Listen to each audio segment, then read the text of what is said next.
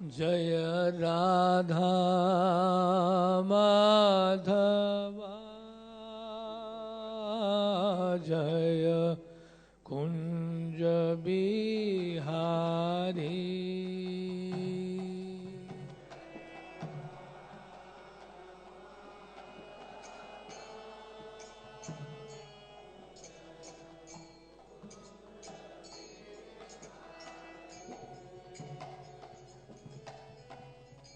गोपी जन वल्लभ जय गिरवर धारी।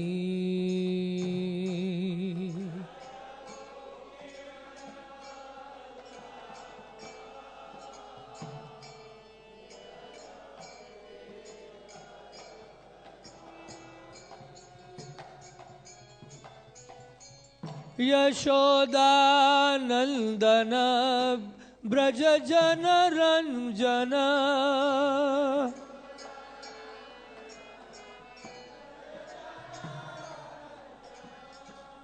यमुना तीरा वनचारी।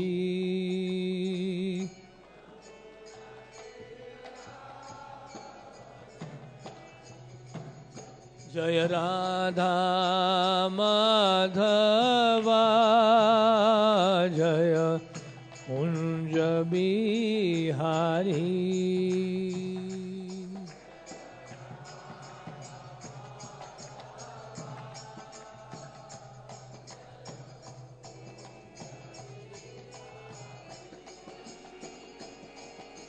राधा पार्थ सारथी राधा पार्थ सारथी राधे।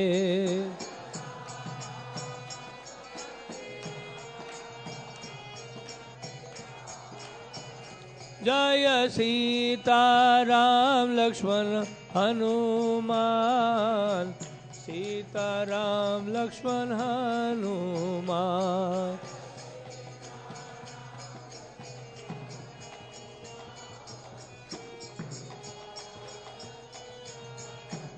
जय गौरानिताय गौरानिताय गौरानिताय जय गौरानिताय।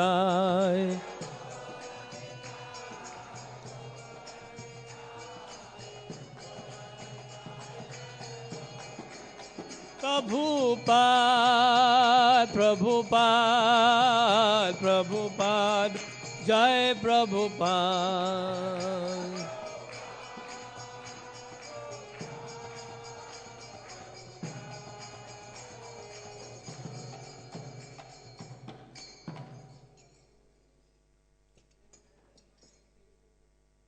विश्ववाद परमहंस परिव्रजकाचार्य श्रोत्र श्री श्रीमद डिवाइन ग्रेस अभय चरणारविंद भक्ति वेदांत स्वामी श्रील प्रभुपाद की जय। अनंत कोटि वैष्णव वृंद की जय। नमाचार्य श्री हरदास ठाकुर की जय। प्रेम से गौ श्री कृष्ण चैतन्य प्रभु नित्यानंद श्री अद्वैत गदाधर शिवासदि गौर भक्त वृंद की जय। श्री श्री राधा कृष्ण गोप गोपीनाथ श्याम कुंड राधा कुंड गिरी गोवर्धन की जय। गंगा माई की जय यमुना माई की जय वृंद देवी तुलसी महारानी की जय। हरिनाम संकीर्तन की जय समवेत भक्त वृंद की जय। All glories to the assembled devotees, Hare Krishna. All glories to the assembled devotees, Hare Krishna. All glories to Sri Guru and Gauranga. Shrimad Bhagavatam पंचम स्कंद अध्याय 8 श्लोक संख्या 18। अध्याय का शीर्षक है भरत महाराज के चरित्र का वर्णन। ओम नमो भगवते वासुदेवाय। ओम नमो भगवते वासुदेवाय। ओम नमो भगवते वासुदेवाय। नारायणं नमस्कृत्य नरं चैव नरोत्तमं देवीं सरस्वतीं व्यासं ततो जयमुदीरयेत्। दशप्रायेषु अभद्रेषु नित्यं भागवत सेवया भगवती उत्तम श्लोके भक्तिर्भवति नैष्टिकी। अपि च अथवा ना नहीं, वृकः भेड़िया, साला वृकः कुत्ता, अन्यतमः अनेक में से कोई एक, वा अथवा न एक चरहा, झुंड के झुंड विचरने वाले शुकर, एक चरहा, अकेले घूमने वाले व्याघ्र, वा अथवा भक्षयति बेचारे पशु को खा रहा है। अनुवाद और तात्पर्य श्रील प्रभुपाद के द्वारा। श्रील प्रभुपाद की जय।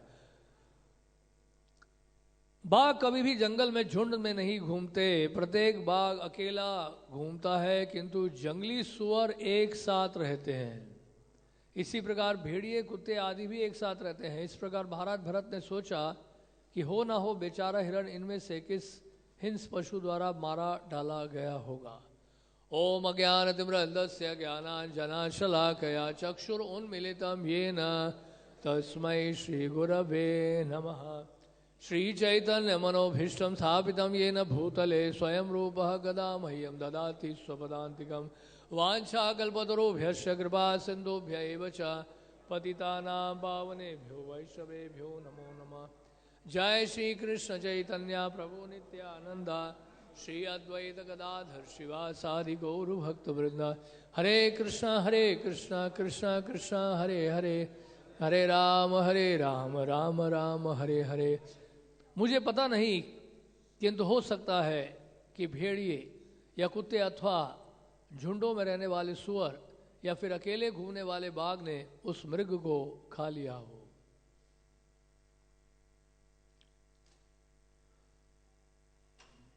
तो एक होती है भौतिक चिंताएं और एक होती है आध्यात्मिक चिंताएं, मेटीरियल एंग्जाइटी, और एक होती है स्पिरिचुअल एंग्जाइटी। तो ये मेटीरियल एंग्जाइटी है, यानी कि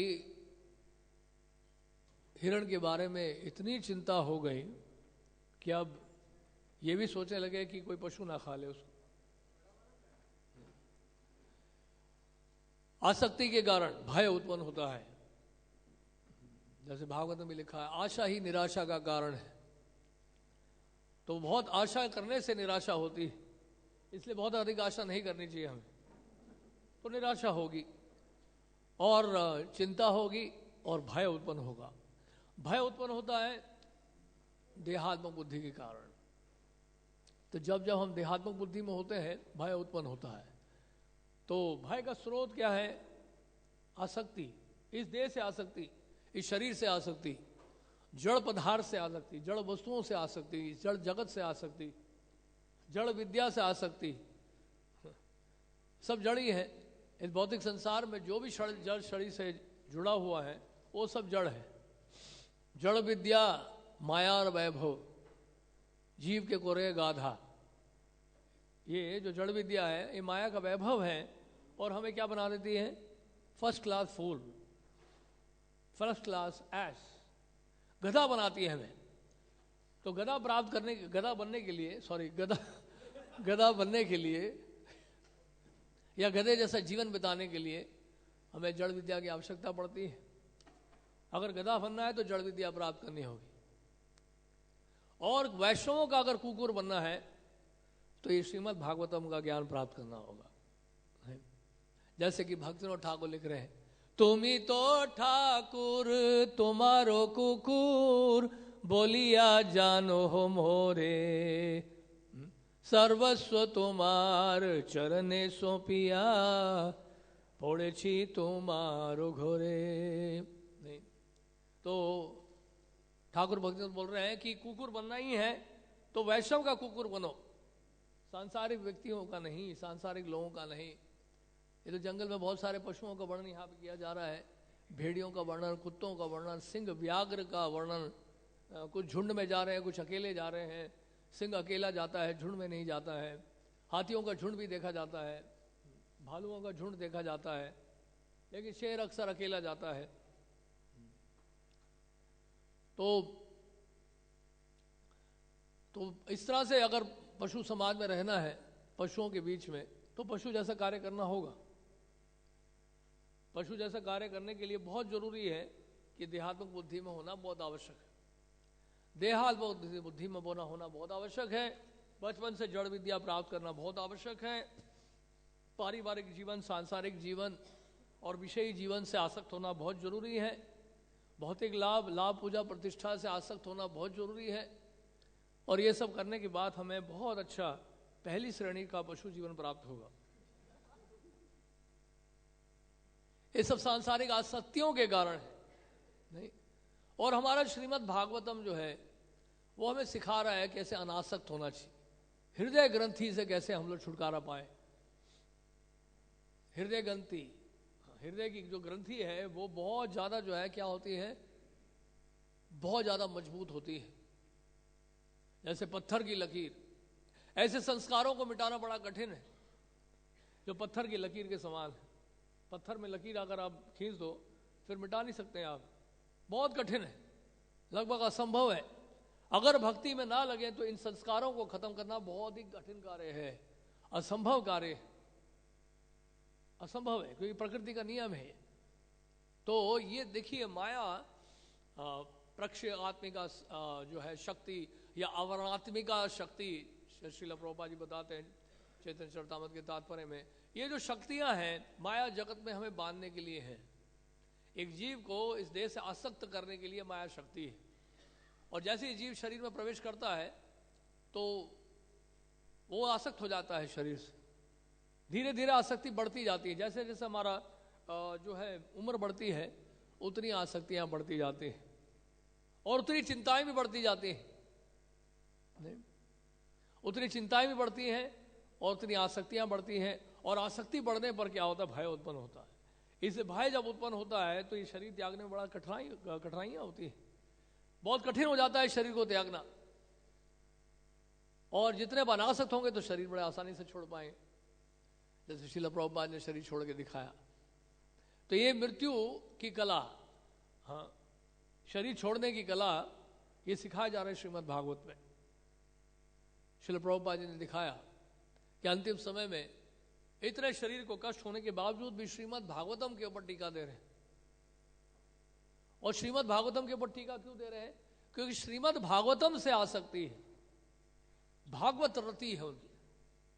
और भागवत रति जब होगी तो फिर शुद्ध बुद्ध नहीं होता है संसार का। श्रील गौर किशोरदास बाबा जी महाराज पब्लिक टॉयलेट में बैठकर महामंत्र का जप कर रहे हैं, इसलिए नहीं क्योंकि पब्लिक टॉयलेट में बैठना बड़ा अच्छा लग रहा है, इसलिए क्योंकि उनके नाम में रुचि है। कि नाम भजन में किसी प्रकार की बाधा ना आए, कोई व्यवधान ना आए, इस कारण से उन्होंने अपने को इस परिस्थिति में रखा ताकि वो बड़े आसानी से भजन कर सके, कोई उनको तंग ना करे। तो कहने का मतलब यह है कि भजन में आसक्त होना बहुत जरूरी है। वासुदेव भगवती भक्ति योगा प्रयोजिता जन्यति आशु वैराग्यम ज्ञानम चयत अयुतिकिम। अयुतिकिम, कोई हेतु नहीं होना चाहिए, कोई रुकावट नहीं होनी चाहिए भक्ति में, कोई बाधा नहीं होनी चाहिए। जैसे कि भक्ति रसामृत सिंधु में श्रील रूप गोस्वामी बोल रहे हैं, अन्य अभिलाषिता शून्यम ज्ञान कर्मादि अनावृतम आनुकूलेन कृष्णानुशीलनम भक्तिरोत्तमा। उत्तमा भक्ति करने से क्या होता है, उत्तमा भक्ति जब करते हैं तो फिर ज्ञान और जो कर्म का आवरण है वो हट जाता है, या फिर ज्ञान का आवरण जब तक रहेगा तो शुद्ध भक्ति करना कठिन है। अन्य अभिलाषिता शून्य, किसी प्रकार की अभिलाषा नहीं होनी चाहिए, शून्यम, जीरो। मेटेरियल डिजायर्स क्या होनी चाहिए, जीरो होना चाहिए। प्रभुपाद जी कहते हैं कि स्पिरिचुअल डिजायर भी नहीं होना चाहिए, राइट। एक लेक्चर प्रभुपाद बता रहे हैं कि स्पिरिचुअल आध्यात्मिक इच्छा भी नहीं होनी चाहिए कि मैं मंजरी बनना चाहता हूं या मैं सखा बनना चाहता हूं। मम जन्मनी जन्मनीश्वरे भवतात् भक्ति रहित की तोई, ये हमारी इच्छा होनी चाहिए कि सेवा करने की भावना होनी चाहिए। जब सेवा करेंगे तो स्वरूप प्रकट होगा ही होगा, स्वाभाविक है, क्योंकि हमारा स्वरूप ही सेवा है। जीवेर स्वरूप होए कृष्णेर नित्य दास, ये हमारा स्वरूप है। तो कोई भी आप स्वरूप प्राप्त करें उसमें सेवा की प्रधानता है, ये सबसे महत्वपूर्ण है बात समझना। क्योंकि ब्रज वृंदावन में वहाँ पर जितने भी परिकर हैं, जितने भी ब्रजवासी हैं, वो सब तल्लीन है, सेवा में अनुरक्त है। यही उनका अनुराग है, यही उनका राग है, इसलिए उनको रागात्मिका कहा जाता है। नित्य परिकर जो है, साधना सिद्ध जो है, जो ब्रज के परिकर हैं, उनको रागात्मिका क्यों कहा जाता है? क्योंकि उनका अनुराग है, उनका अनुराग है भगवान की लीलाओं में, भगवान के रूप में, भगवान के नामों में, भगवान के गुणों में, भगवान के धाम में अनुरक्त हैं, बिल्कुल पूरी तरह से तल्लीन है। और जो साधक उस मार्ग में है, राग मार्ग की साधना में, वो भी इस प्रकार का प्रेम प्राप्त करना चाहते हैं जो ब्रजवासियों का प्रेम है। और इसलिए ऐसे वस्तुओं के प्रति, ऐसे धाम के प्रति, ऐसे परिकरों के प्रति, ऐसी लीलाओं के प्रति उनका स्वाभाविक आकर्षण होता है, रुझान होता है, उत्कट लालसा होती है उनके अंदर। हाँ, लालसामयी प्रार्थना, लोभ साधु संगे हरि कथा, लोभ साधु संगे हरि कथा। तो इस प्रकार का लोभ जागृत हो जाता है, और लोभ ही हमें अंततः भगवत प्रेम की अवस्था तक ले जाता है। तो सेवा को बहुत अच्छी तरह समझना चाहिए। सेवा से, इस संसार से अगर हम आसक्त होना चाहते हैं तो सांसारिक लोगों का हमें क्या करना पड़ेगा? भरण पोषण करना होगा, उनकी सेवा करनी होगी। जैसे यहाँ भरत महाराज हिरण की सेवा में लग गए। किसकी सेवा में लगे हैं? सेवा तो करनी ही पड़ेगी, या तो माया की सेवा करो या कृष्ण की सेवा करो। बीच की कोई अवस्था नहीं है। तटस्था शक्ति जरूर है, लेकिन एक समय, अगर तटस्था शक्ति का मतलब ये नहीं है कि मैं कभी कभी माया की सेवा कर लेता हूं, कभी कभी कृष्ण की सेवा कर लेता हूं क्योंकि मैं तटस्थ शक्ति हूं। तटस्थ शक्ति का मतलब ये नहीं है। तटस्थ शक्ति का मतलब है, अगर हमने भक्तों का अगर आश्रय लिया है कृष्ण भक्ति में लगने के लिए, तो यहां पर रहकर हमें कृष्ण की ही सेवा करनी है। इस तटस्थ स्वभाव को छोड़कर हमें क्या करना पड़ेगा? एकस्थ होना पड़ेगा, एक जगह पर। तो इसलिए क्या है कि इस प्रकार धीरे धीरे जो है सेवा के माध्यम से जो है उस आसक्ति को बढ़ा सकते हैं, आकर्षण को बढ़ा सकते हैं। यही हमारा कार्यक्रम है कि अपने आकर्षण को कैसे बढ़ाया जाए कृष्ण के लिए, उनके नामों के लिए, उनके रूप के लिए, उनके गुणों के लिए, उनकी लीलाओं के लिए। जैसे कि रूप गोस्वामी पाद जी उपदेशामृत में लिख रहे हैं, तिष्ठन ब्रजे तद अनुरागी जनानुगामी कालम नयेद अखिलम इति उपदेश सारम। तो सभी उपदेशों का सार यही है, तिष्ठन ब्रजे तद अनुरागी जनानुगामी। तो अनुरागी के अनुरक्त होना है। श्री गुरु चरणे रति यही से उत्तम गति। चरणों में रति प्राप्त होगी तो उत्तम गति प्राप्त होगी, या गुरु की सेवा करने से रति जागृत होगी, भाव जागृत होगा। ये दो अर्थ है। तो यहां पर भरत महाराज लेकिन अब किससे आसक्त हो गए? उस हिरण से आसक्त हो गए। तो चॉइस आपके पास है, चुनाव आपका है कि आपको कृष्ण की सेवा करनी है, वैष्णव की सेवा करनी है, या माया की सेवा करनी है। बीच की अवस्था है नहीं। इस कारण से क्या होता है कि कई बार हम भक्ति को ठीक से समझ नहीं पाते हैं। भक्ति को समझना थोड़ा कठिन हो जाता है हमारे लिए, क्योंकि हम सोचते हैं कि भक्ति का मतलब है सर्वधर्मान परित्यज्य। भक्ति का अर्थ ये नहीं है। भक्ति का अर्थ है माम एकम शरणम व्रज। सर्वधर्मान परित्यज्य तो बहुत आसान है, यहां तक कि जो मायावादी हैं वो भी सर्वधर्मान परित्यज्य करते हैं, लेकिन माम एकम शरणम व्रज में नहीं है, जो भगवान श्री कृष्ण कह रहे हैं। मन मना भव मत भक्ता मध्याजी माम नमस्कुरु, ये नहीं कर रहे मायावादी लोग, ये भक्त करता है।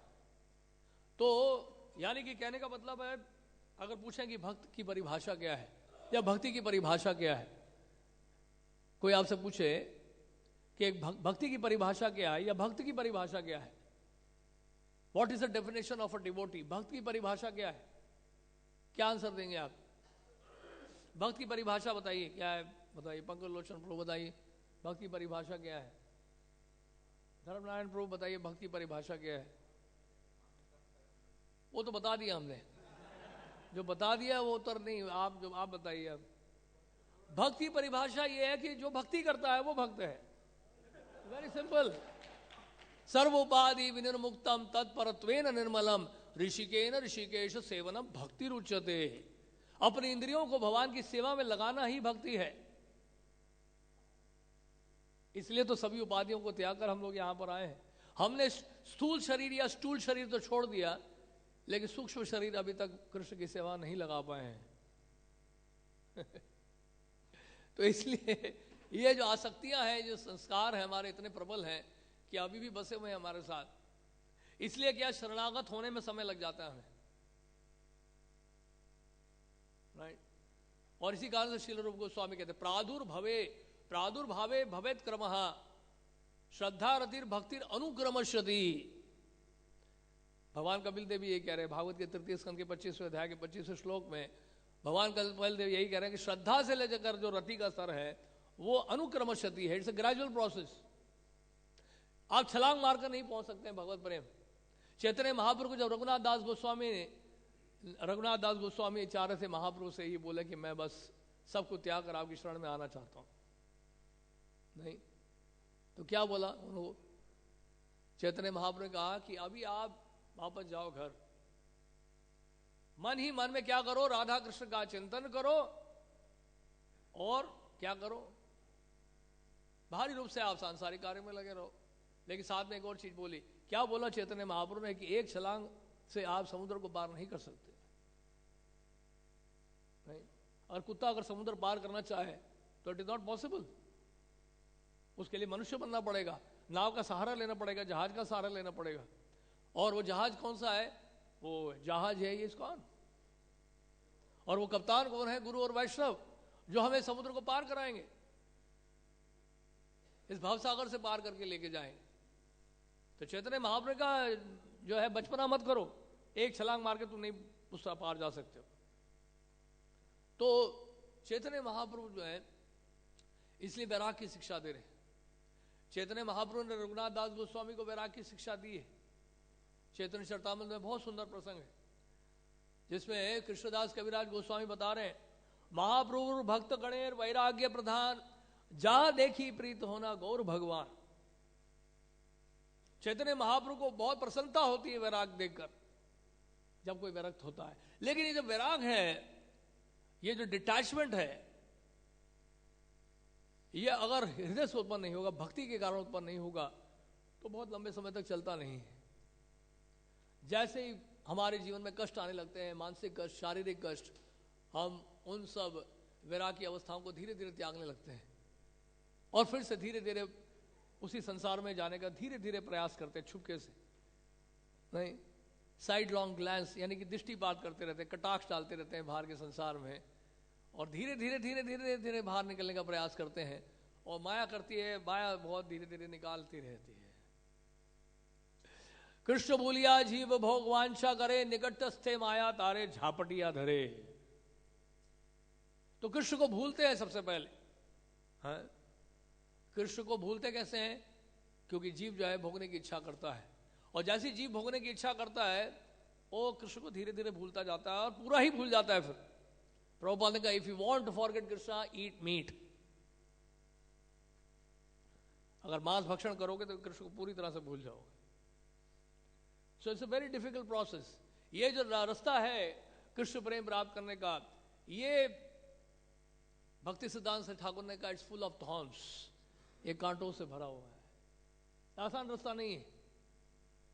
इसलिए क्या है, ये जो वैराग से उत्पन्न होना चाहिए भक्ति, अगर वैराग से भक्ति उत्पन्न नहीं हो रही है और आर्टिफिशियली बनावटी रूप में अगर हम विरक्त होने का दिखावा करते हैं, तो कुछ समय के बाद फिर धीरे धीरे जो है सब कुछ स्वयं एवं स्फूर्ति हदा, स्वयं स्फुरित होने लगेगा धीरे धीरे।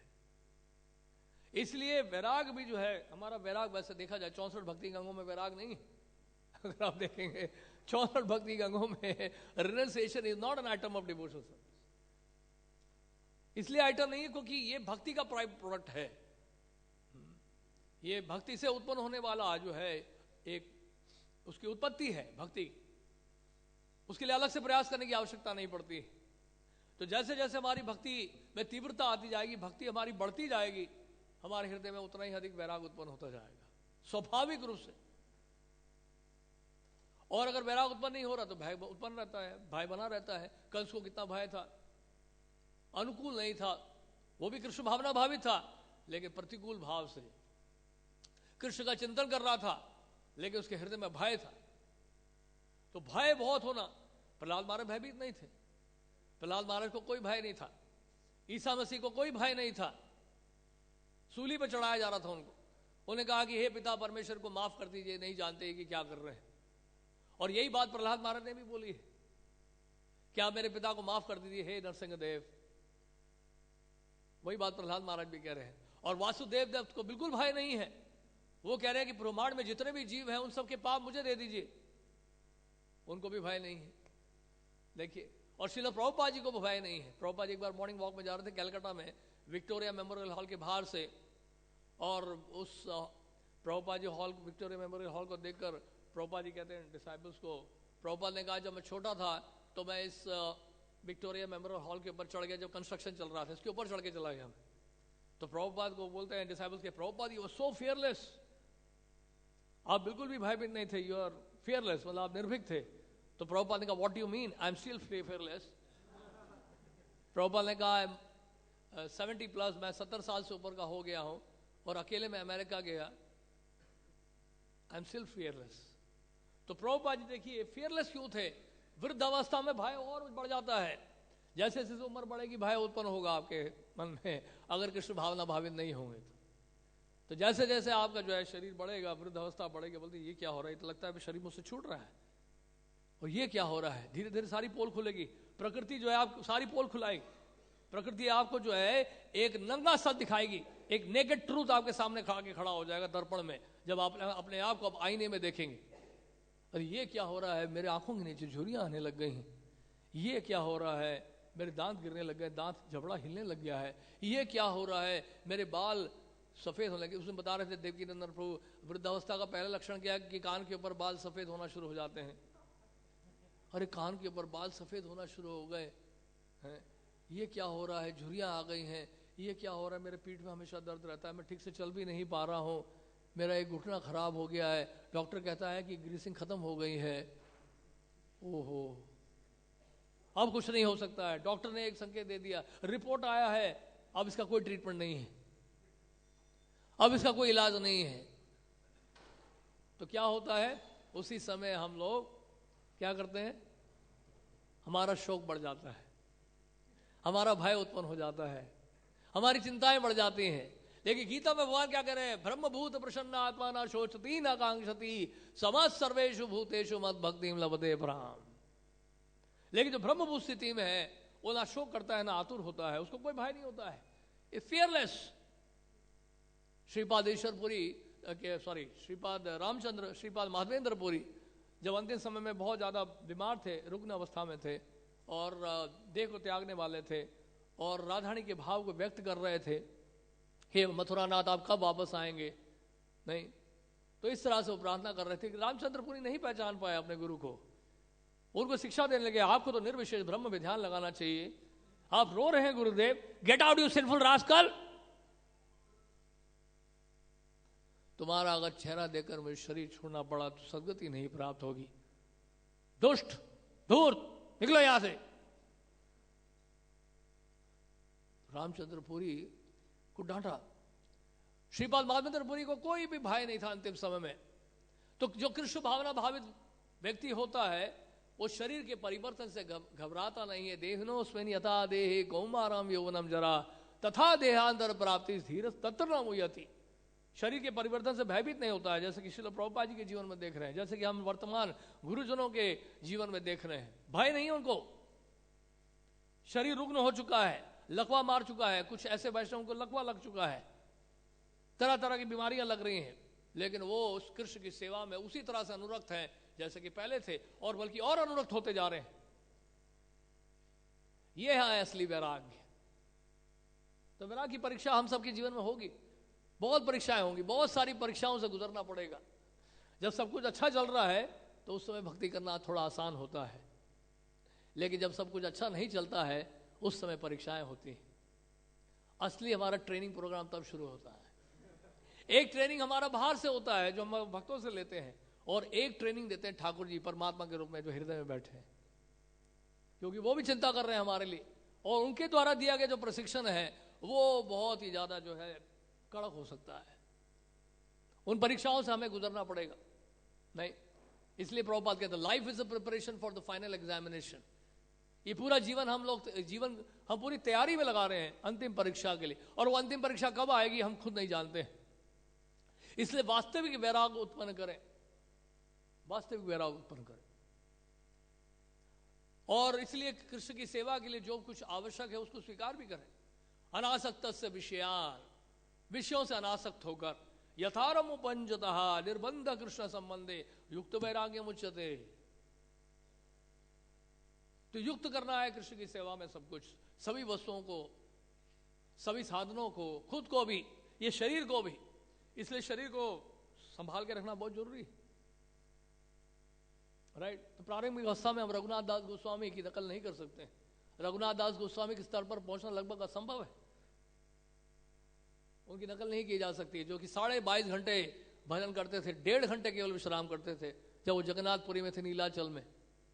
उनकी वैराग के जीवन के बारे में हम सुनते हैं तो बहुत ही चमत्कारी प्रसंग है ये श्री रघुनाथ दास गोस्वामी का। रघुनाथ दास गोस्वामी बहुत अब छोटी उम्र में घर से निकल के चले गए, जगन्नाथपुरी चले गए। 18 दिन का सफर 12 दिन में उन्होंने पूरा किया। चैतन्य महाप्रभु के पास आए, चैतन्य महाप्रभु देख के हैरान हो गए।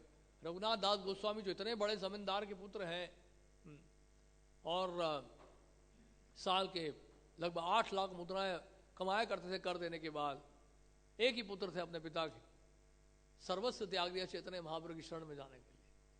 और चैतन्य महाप्रभु की शरण ली। चैतन्य महाप्रभु ने उनको स्वरूप दामोदर से मिलवाया और कहा कि अपने इनको रघुनाथ का ध्यान रखना। तो स्वरूप दामोदर ने व्यवस्था की और गोविंद ने प्रसाद पिलाया, उनको जगन्नाथ जी का प्रसाद दिलाया। और रघुनाथ दास गोस्वामी ने लगभग 5 दिनों तक लगभग वो प्रसाद ग्रहण करते, और 5 दिनों के बाद फिर वो उन्होंने जो है प्रसाद लेना बंद कर दिया और सिंह द्वार में चले गए दान मांगने के लिए।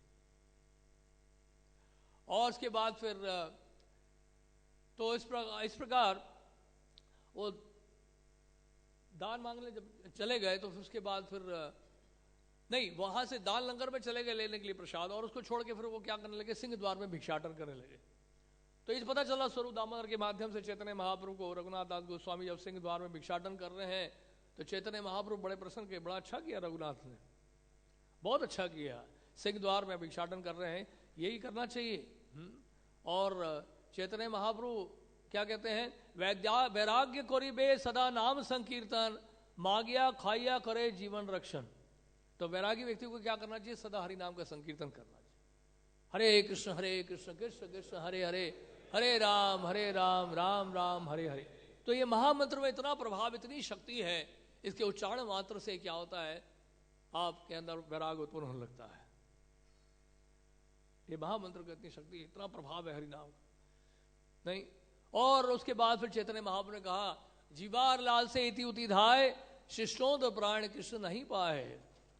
वैराग्य होया करे जीवार लालसा, परमार्थ जाए आर होए रशेर वश।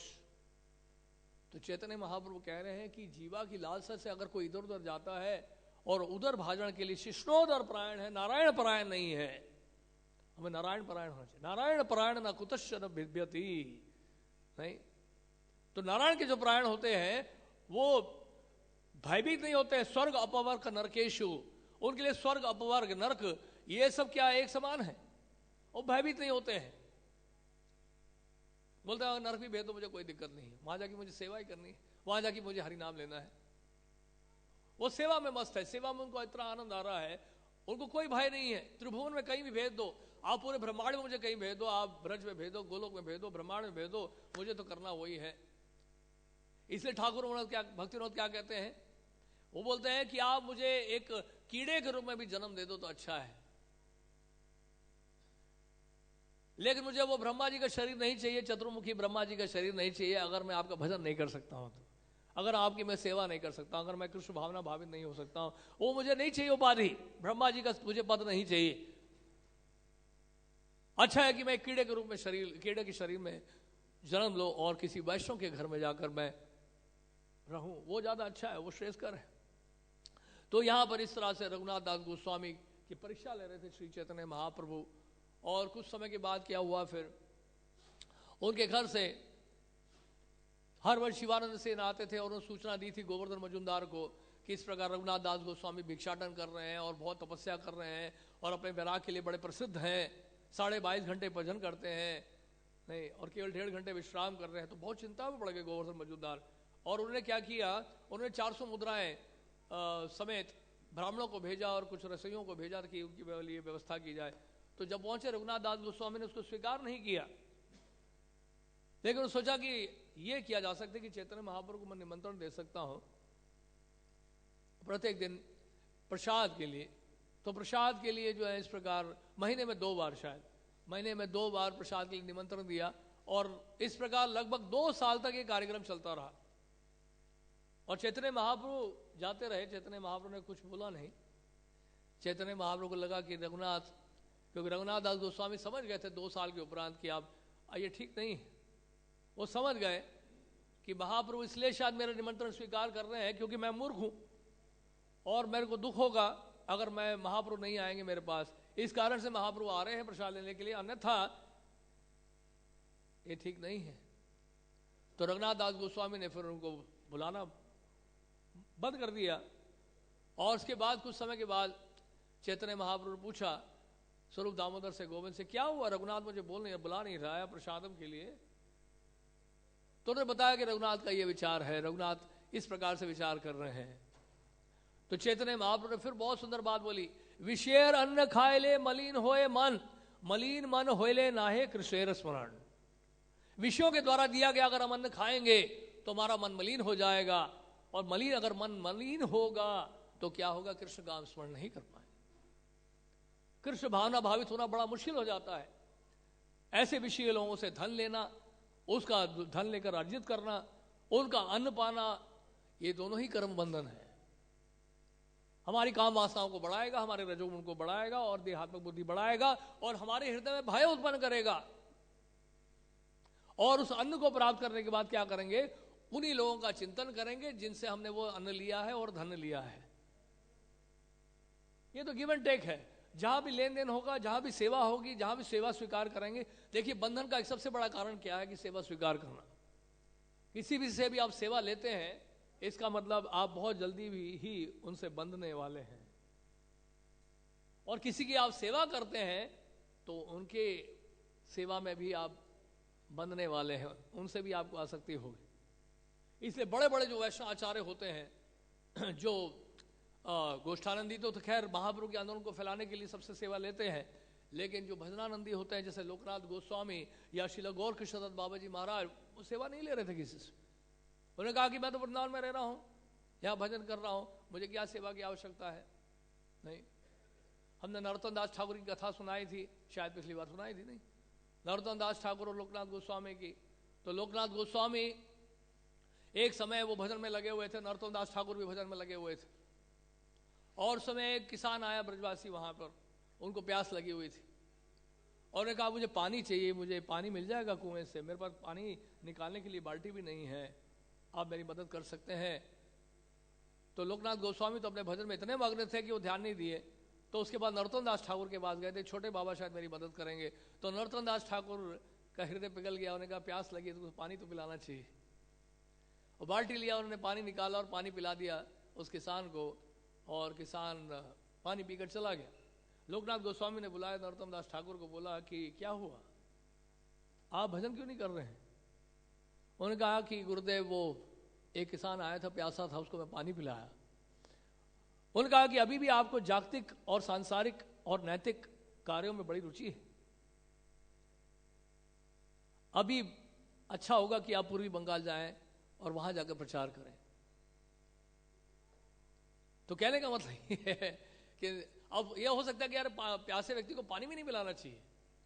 यहां पर यह एसेंस नहीं निकलता इस कथा के द्वारा, यहां पर यह एसेंस निकलता है कि आप जब राधा कृष्ण की सेवा में लगे हैं तो उनसे बढ़कर कोई सेवा नहीं। सर्वधर्मान परित्यज्य माम एकम शरणम व्रज का मतलब यही है। माम एकम का मतलब यह है कि एक बार हम कृष्ण की सेवा में अगर समर्पित हो जाएं तो और किसी की सेवा इतनी महत्वपूर्ण नहीं होती।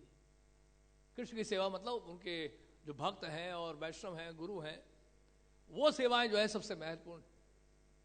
इसलिए ये तो रास्ता देखिए ऐसा ही है, बैराग का रास्ता ये, एक बार कृष्ण की ओर निकल गए तो फिर पीछे मुड़ के नहीं देखना चाहिए।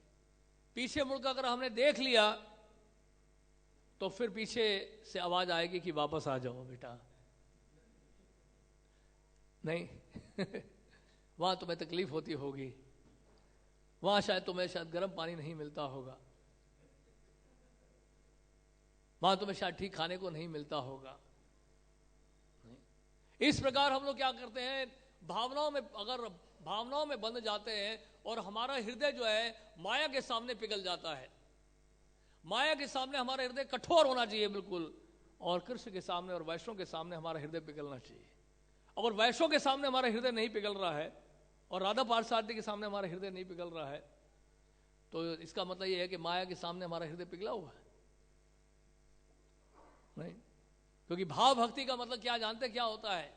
भाव भक्ति में रूप गोस्वामी पाजी कह रहे हैं कि हृदय इतना ज्यादा कोमल हो जाता है, इतना ज्यादा कोमल हो जाता है कि शुद्ध सत्व जो है हृदय में प्रवेश करने लगता है। बिल्कुल हृदय मक्खन की तरह हो जाता है, नाम लेते ही जो है एकदम से अश्रुधारा बहने लगती है, इतना अनुराग होता है कृष्ण से।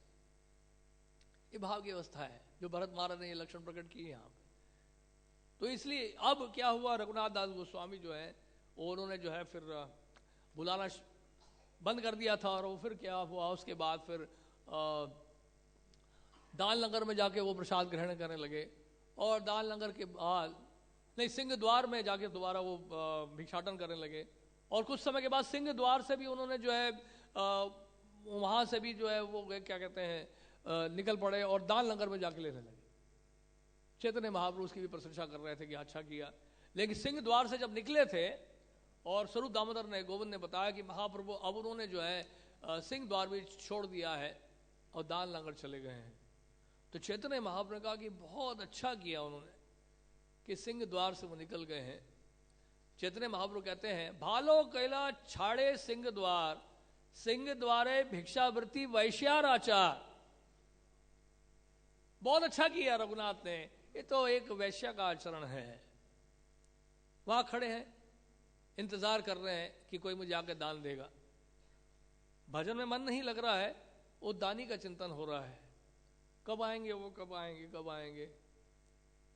नहीं, और नहीं आए, वो नहीं आए, अभी तक क्यों नहीं आए? वो कल रात को आए थे, वो क्यों नहीं आए? रात को जो आके मुझे दान दिए थे वो क्यों नहीं आए? मैं उस कार्यक्रम में गया था, मुझे पिछली बार तो मिला था, इस बार क्यों नहीं मिला? मुझे पिछली बार वहां तो मिला था गीला प्रसाद, यहां पे सूखा प्रसाद मिला है, आगे भी शायद मिलेगा सूखा प्रसाद। पिछली बार तो मुझे बहुत बड़ी संख्या में मिला था, मेरा पूरा झोला, मेरा जो मेरी ओतरिया है जिसका उपयोग मैं इसी के लिए करता हूं, वो भरा हुआ था, लेकिन इस बार खाली है। इसका क्या कारण है? तो भजन में मन नहीं लग रहा है। अब किसे मन लग रहा है? वो धन में मन लग रहा है और उस अन्न में मन लग रहा है। नहीं, जैसे भक्तिविनोद ठाकुर लिखते हैं कि कुछ ऐसे तथाकथित जो हैं वैष्णव हैं, वो गंगा जी के किनारे इकट्ठे होते हैं और उनको पता चलता है कि आज बहुत बढ़िया कार्यक्रम है एक जगह, और वहां जाएंगे, वहां पे लुच्ची चुनी सरपुरी लड्डू संदेश मालपुआ मिष्टी दोई सब मिलेगा और साथ में दक्षिणा भी मिलेगी। ऐसे वो योजना बनाते जाने की। भक्तिविनोद ठाकुर ने लिखा, कब लिखा ये? उन्होंने लिखा याद नहीं आ रहा, वो 1885 में सज्जन तोषणी में लिखा था। भक्तिविनोद ठाकुर आर्टिकल लिख रहे हैं उसमें। और ऐसा तथाकथित जो वैष्णव हैं, भक्तिविनोद ठाकुर कहते हैं वो वैष्णव नहीं है, वो कर्मकांडी होते हैं, क्योंकि दक्षिणा लेने की जो प्रथा है वो वैष्णव परंपरा में नहीं होती।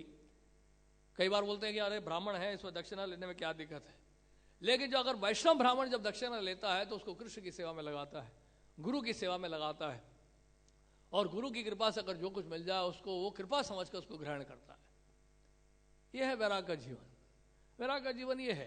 तो इस प्रकार क्या है कि यहाँ पर रघुनाथ दास गोस्वामी को महाप्रभु जो है चाहते हैं कि रघुनाथ दास गोस्वामी के माध्यम से पूरे गौड़िया वैष्णव परंपरा में जितने भी वैष्णव आएंगे आगे चलकर, उन सब के लिए एक आदर्श स्थापित कर रहे हैं।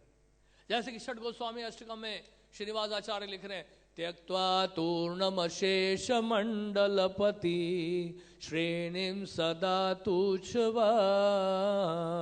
भूत्वा दीनगणेशकौ करुणया कौपीनकण्ठाश्रितौ गोपी भावरसामृताब्दलहरी कल्लोलमग्नौ मुहुर् वन्दे रूप सनातनौ रघुयुगो श्रीजीव गोपालको।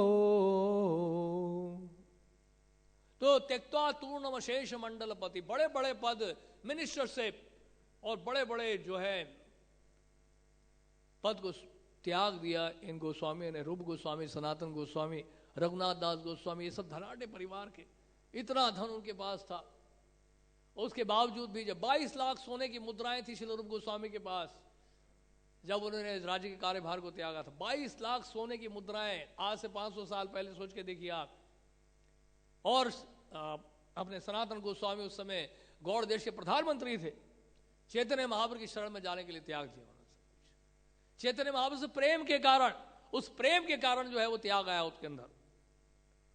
इसलिए उनको लग रहा था कि मैं किनके साथ लगा हुआ हूं, नीच जाति नीच संघी। उन्होंने कहा कि हम नीच लोगों का संग कर रहे हैं, अधम लोगों का, हम बहुत अधम हैं, हम बहुत गिरे हुए हैं। किन लोगों का संग कर रहे हैं? देखिए हम इन यावनों का संग करना पड़ रहा है, उनकी सेवा करनी पड़ रही है। हमें वैष्णव की सेवा करनी चाहिए थी, हमें महाप्रभु की सेवा करनी चाहिए थी। हम इन विषय लोगों के साथ मिलजुल रहे हैं, उनका दिया हुआ अन्न खा रहे हैं हम लोग,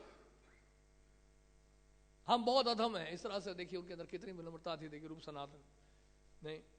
और नवाब जो है इस तरह से सनातन गोस्वामी जब आ नहीं रहे थे राज्य के कार्यभार को देखने के लिए, अब उनको लग रहा था ये हो क्या रहा है। और नवाब ने आक्रमण भी कर दिया, उड़ीसा के बड़े बड़े मंदिरों को तोड़ रहा था वो।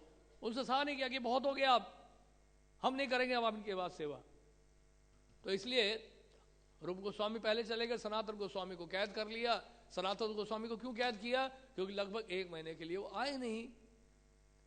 घर में क्या कर रहे थे? भागवत कथा चल रही थी। आप जैसे दिग्गज वैष्णव बैठे हुए थे विद्वान, और सभी वैष्णवों के साथ बैठकर भागवत की चर्चा हो रही है। तो राजवैद्य को बुलाया, उनको कहा कि आप जाके देखिए क्यों नहीं आ रहे हो, हमें तो पता चला है कि उनका स्वास्थ्य ठीक नहीं है। तो राजवैद्य गए और जाके देखा, रहे सनातन गोस्वामी तो यहां पर कथा कर रहे, सागर मल्लिक, इतने सारे बड़े बड़े विद्वान दिग्गज ब्राह्मण बैठे हुए हैं। तो उन्हें फिर जब कथा हो गई समाप्त, तो उन्होंने कहा कि हमें तो नवाब ने भेजा आपके पास आपका हाल चाल पूछने के लिए, आपका स्वास्थ्य कैसा है। तो उनका हाथ देखा, नाड़ी देखी उन्होंने, उस राजवैद्य ने कहा आप तो बिल्कुल ठीक है, संतुलित है आपका कफ वात में सब कुछ। और वो राजवैद्य जो है देखकर, नाड़ी देखकर वापस चले गए। उन्होंने कहा कि महाराज जहां पर ना वो तो बिल्कुल ठीक है, मैं भी देख कर आया हूं, वहां तो कथा कर रहे हैं वो पंडितों के साथ। अच्छा ये बात है, सागर ने मुझे धोखा दिया। अब आगे वहां पे मिलने के लिए तो बहुत क्रोधित हुआ नवाब। अब क्रोधित हो गया। अब क्रोधित होने पर जो है फिर सनातन को कहते हैं कि तुम्हें अभी तुरंत वापस चलना पड़ेगा, यहां पर देखिए आक्रमण शुरू हो चुका है और इतनी सारी जिम्मेदारियां हैं, मुझे तुम्हारी अभी आवश्यकता है और तुम जो है यहां पर बैठकर ये सब कर रहे हो, घर में बैठे हो, चलो। सनातन गोस्वामी देखिए कितने फियरलेस है, यहां पे निर्भीकता की बात चल रही है। सनातन गोस्वामी ने स्ट्रेट बोल दिया, ब्लंट एकदम। उन्होंने कहा कि अब हम आपकी सेवा नहीं कर पाएंगे, हम आपकी सेवा नहीं कर पाएंगे, सीधा उन्होंने बोल दिया। सनातन गोस्वामी ने सीधा बोल दिया, उनको बिल्कुल डर नहीं था, नहीं करना है तो नहीं करना है, हम तो महाप्रभु की सेवा में जाएंगे। सनातन गोस्वामी ने पूरा विचार कर लिया था। उन्होंने कहा हम आपकी सेवा नहीं कर पाएंगे, ये संभव नहीं है हमारे लिए, कैद कर लो इसको। सनातन गोस्वामी को डाल दिया रामकेली में, कैद खाने में। तो देखिए ये वैष्णव आचार्य हमारे, जिन्होंने अपने आचरण के द्वारा दिखाया कि वास्तव में जब आप कृष्ण भावना भावित होने लगते हैं तो सारा भय आपका समाप्त हो जाता है। निर्भीक हरिदास ठाकुर को 22 बाजारों में पीटा गया, बिल्कुल फियरलेस, बिल्कुल भय नहीं उनको। और हरिदास ठाकुर उन जल्लादों की रक्षा के लिए उन्होंने क्या किया, गंगा जी में प्रवेश कर गए। ये होता है हृदय में करुणा होती, किसी प्रकार का भय नहीं। तो ये जो है इस प्रकार रघुनाथ दास गोस्वामी के हम जीवन में देखते हैं कि क्या उनके अंदर वैराग था। और उसके बाद फिर क्या हुआ जानते हैं, ये सब जब हो गया तो अंततः रघुनाथ दास गोस्वामी ने वहां दाल लंगर में भी जाना बंद कर दिया।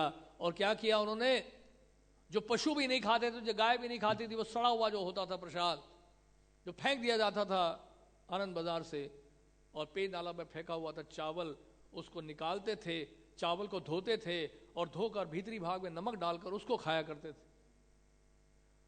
तो चैतन्य महाप्रभु तो अंतर्यामी, उनको पता चल गया।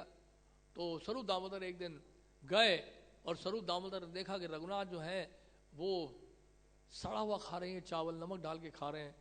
उन्होंने हाथ बढ़ाया और चावल को लेकर मुंह में डाल लिया। उन्होंने कहा, रघुनाथ अकेले अकेले आप खा रहे हो, इतना स्वादिष्ट है, ये अमृत है ये तो उसके बाद फिर चैतन्य महाप्रभु को जाके बोले कि महाप्रभु ऐसा करने लगे हैं।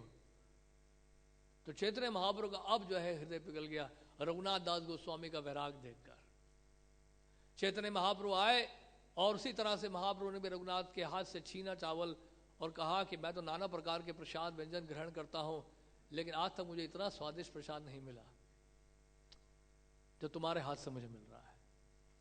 तो ये देखिए हमारे जो आचार्य लोगों की जो है कि चरम सीमाएं प्राप्त कर दी। रघुनाथ दास गोस्वामी से वैराग की सारी सीमाएं पार कर दी उन्होंने। क्यों जानते हैं उसका कारण क्या है?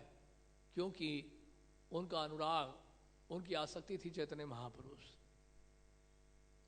तो इस तरह से हम लोग को बड़ा सावधान रहना चाहिए। श्रील प्रभुपाद जी की कृपा से हमें बहुत सारी सुविधाएं यहां पर मिली हैं। अंतर्राष्ट्रीय श्री कृष्ण भावनामृत संघ के जितने भी केंद्र हैं ये प्रचार के केंद्र हैं, या जितनी भी सुविधाएं हैं वो प्रचार के लिए हैं। यह हमें याद रखना है हमेशा। अगर एक भी वस्तु का, एक भी सुविधा का अगर हम दुरुपयोग कर रहे हैं तो उसका भुगतान हमें निश्चित रूप से करना पड़ेगा। निश्चित रूप से भुगतान तो वैसे भी करना पड़ेगा, बिजली का बिल तो देना ही पड़ेगा, उसके अलावा भी भुगतान करना पड़ेगा हमें। इसलिए यह मत याद रखिए कि हमें जो है थोक में मिल गया है और कुछ नहीं होगा, बहुत कुछ होगा। इसलिए बहुत सावधान रहना पड़ेगा। कृष्ण की संपत्ति का दुरुपयोग हुआ, अगर वो राधा पार्थसारथी की सेवा में नहीं लगा और हम सोचेंगे हम ही भोक्ता है, हम ही स्वामी हैं, हम ही इसके जो है एंजॉयर हैं, तो उसका भुगतान हमें करना पड़ेगा। और इस तरह से भक्ति हमारे आगे बढ़ेगी नहीं।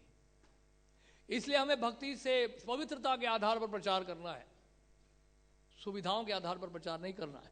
सुविधा तो है, नए नए लोग आएंगे, इतनी सुविधाओं को देखकर, बड़ी बड़ी इमारतों को देखकर। प्रभुपाद ने कहा कि इन कलयुग if you have big big buildings people get attracted by big big buildings. कि कलयुग में बड़े बड़ी इमारतों से लोग आकर्षित होते हैं। मैं तो एक पेड़ के नीचे बैठ के भजन कर सकता हूं, लेकिन हम इतने विशाल मंदिर क्यों बना रहे हैं? ताकि सभी लोग यहां पर आ सके। लेकिन याद रहे ये यहां पर लोगों को निमंत्रण देने के लिए, ताकि राधा पार्थसारथी का दर्शन वो कर सके, इस प्रकार की सुविधाएं दी जा रही हैं। लेकिन जिन्होंने अपना जीवन समर्पित कर लिया है उनका अपना जीवन जो है बड़ा सरल होना चाहिए। ये हमें हमेशा हमें ध्यान रखना है। नहीं तो क्या होगा फिर जानते हैं, राधा पार्थसारथी बड़े कृपालु हैं। यस्याहम अनुग्रहामि हरिष्ये तद्धनम शनैः। और जिस दिन उन्होंने अनुग्रह कर दिया, कृपा कर दी, धीरे धीरे फिर सब कुछ छीन लेंगे। क्योंकि कृष्ण जो है वो अच्छे पिता के समान है, वो हमें बिगड़ने नहीं देंगे। उनके हृदय में बहुत दया, राधा पार्थसारथी के हृदय में, महाप्रभु के हृदय में बहुत दया है। और जहां पर संपत्ति का दुरुपयोग होगा वहां पे क्या करेंगे? हरिष्ये तद्धनम शनैः, सब कुछ छीन लेंगे धीरे धीरे। फिर मजबूरन हमें वैराग का जीवन अपनाना ही पड़ेगा। इसे भक्ति सिद्धांत श्री ठाकुर ने कहा, भक्ति सिद्धांत श्री ठाकुर ने कहा कि ये गलती इन भक्तों की नहीं है जो आपस में झगड़ा कर रहे हैं, ये गलती मेरी है कि मैंने इतने बड़े बड़े मंदिर बनाए हैं, ये आपस में झगड़ा कर रहे हैं। चैतन्य महाप्रभु का आंदोलन तो सड़क पे जाकर भिक्षाटन करके संकीर्तन करने का है। ये हमें उद्देश्य भूलना नहीं चाहिए कभी भी इस आंदोलन में शामिल किए कि अगर हम एक जगह पे सेटल होकर केवल सुविधाओं से जो है अपना सुविधाएं केवल बढ़ा रहे हैं और उसी में जो है सुख प्राप्त करने की कोशिश कर रहे हैं, तो ये याद रखिएगा ये भक्ति का सुख नहीं है, ये भक्ति का आनंद नहीं है। इसलिए रूप गोस्वामी पाद जी कहते हैं, भुक्ति मुक्ति स्पृहा यावत पिशाची हृदय वर्तते तावत भक्ति सुखस यात्रा कथम अभ्युदयो भवेत। भक्ति का आनंद कैसे प्राप्त होगा अगर भुक्ति मुक्ति की इच्छा बनी रहेगी तो? श्री रूप गोस्वामी कह रहे हैं, इसलिए भक्ति का आनंद नहीं प्राप्त होगा। फिर